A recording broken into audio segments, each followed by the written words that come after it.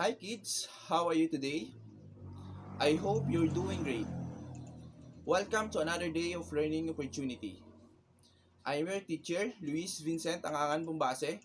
I will be discussing with you another topic in mathematics. And this is all about constructing horizontal bar graph. But before that, let us looking to the objective of today's sessions. This is the objective. Number 1, know the part of the bar graph. Number 2, construct a bar graph using the table presented. And number 3, appreciate the importance of cooperating and organizing the data. Okay, so now let's have some exercises first. I will divide the class into three groups. Every group um, will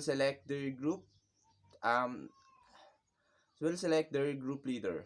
I have here two bowls, and this one bowl, there are piece of paper written with your group name.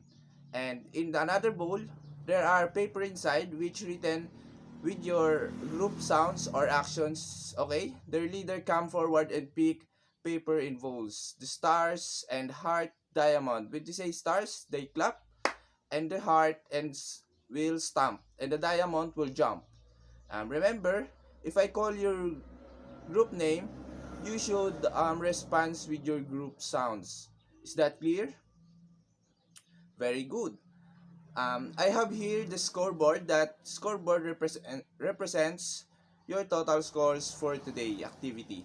I will give plus points to those group who will behave and cooperate and execute properly their group sound as I call their group name. Okay, so we are done for the exercise number 1.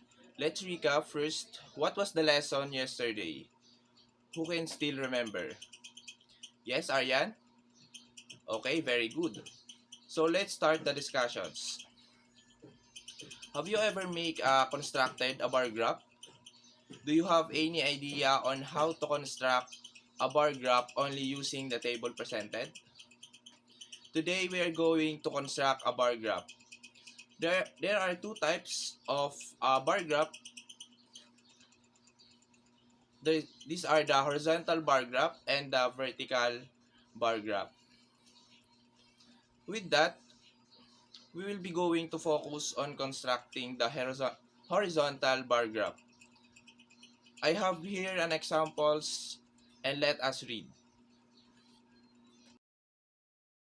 Lassie, a grade 4 teacher in Trento Central, owns a sari-sari store in their hometown. Teacher Lassie wants to list all the sold items in biscuits and candies. She wants to try and know what are the most solid items in their hometown. With regards of the needs and wants, below is the list of biscuits and candies. Okay, so now let's try to construct a bar graph using the table presented by teacher Lassie. But the question is, what are the steps on constructing the bar graph? There are constructing a horizontal the bar graph step by step. Number 1, decide on a little for a graph. Number 2, label a vertical axis. Number 3, label the horizontal axis. And number 4, draw the vertical and horizontal axis.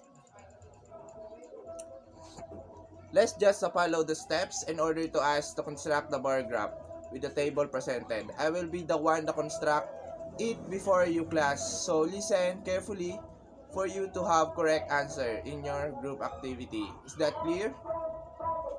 Okay. Okay. Let's have now the groupings. Di ba po meron po tayong three groups, the heart and star and diamond.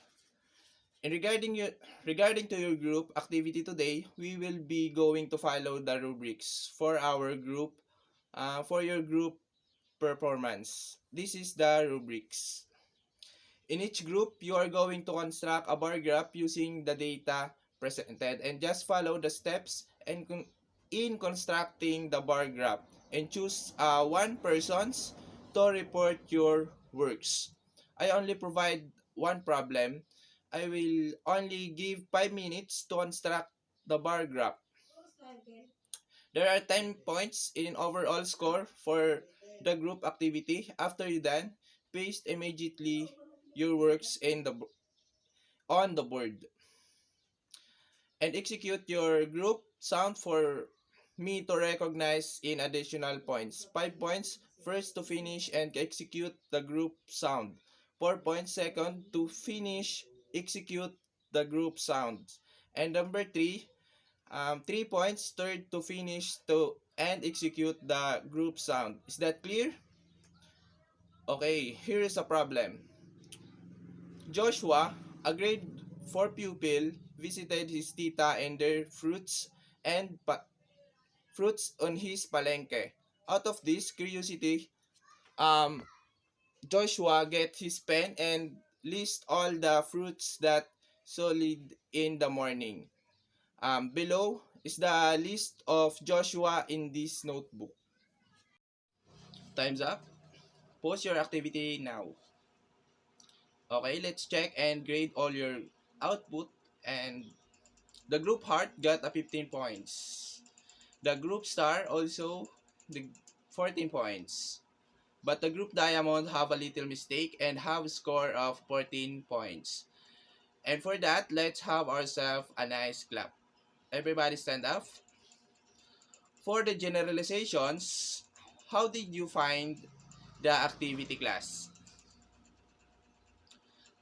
What did your group mates do for you to finish your activity well? Okay, very good. What are the parts of the bar graph?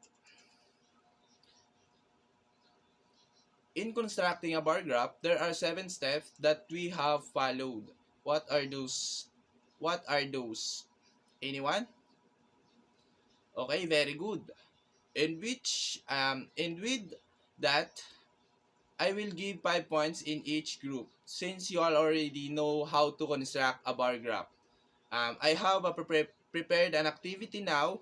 Everybody get a ball pen. This is the direction.